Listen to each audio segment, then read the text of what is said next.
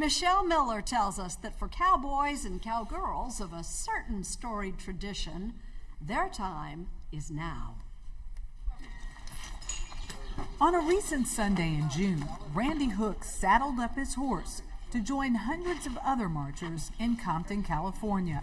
It's not a protest, it's a peace ride. Hook is the leader of the Compton Cowboys. We're not going out there to cause havoc, we're going out there to showcase what it looked like to come together. I'm the only woman a part of the Compton Cowboys. Kiara Monique also rode that day alongside her mother and her 3-year-old daughter. We stand out more because this is something that you wouldn't necessarily see in any other neighborhood, especially in Compton. When people think of Compton, I think, there are images of early 90s gangster rap, Dr. Dre, Eazy-E, NWA, and there's also images of violence and death. Walter Thompson Hernandez has written a book about the Compton Cowboys, a generation of young black people who learned to ride as children. Their motto, "The streets raised us, horses saved us." Each one will tell you in different ways that if it wasn't for these horses, they feel that they wouldn't be alive today. The ranch to me is so much more than a horse ranch. Okay, Mama. It's an oasis and a place where people go to heal and to find meaning. Many Americans first learned of black cowboys and cowgirls when they appeared in recent protest marches around the country. Unfortunately, in the United States, is that we're invisible in a lot of different places. What do we have here? This is our Black Cowboy Walk of Fame. In fact, there is a long, proud history of black cowboys in America. When people come in and see our little house museum and all of these wonderful pictures of actual cowboys, it blows you away.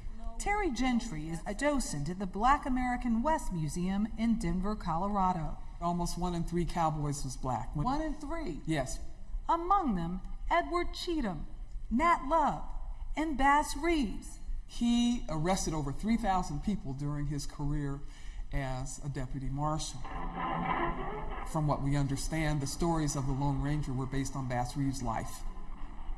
After the Civil War, says Gentry, black cowboys played a key role in settling the West.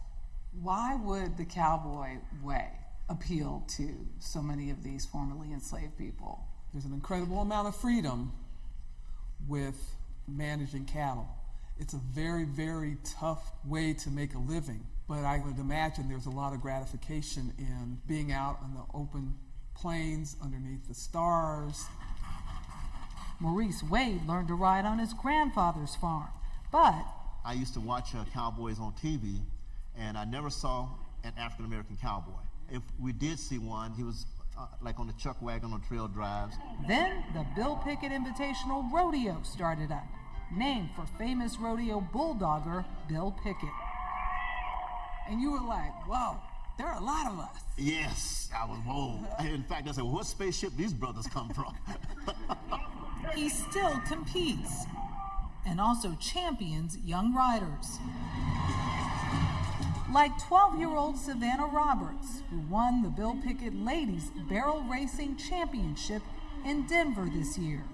Is the adrenaline rush deep? The adrenaline is more towards the beginning of the run, but once I get going, I don't feel anything when I'm running. And then just let him go to second and third. Her sister Aaliyah is her coach. Good girl. And also competes.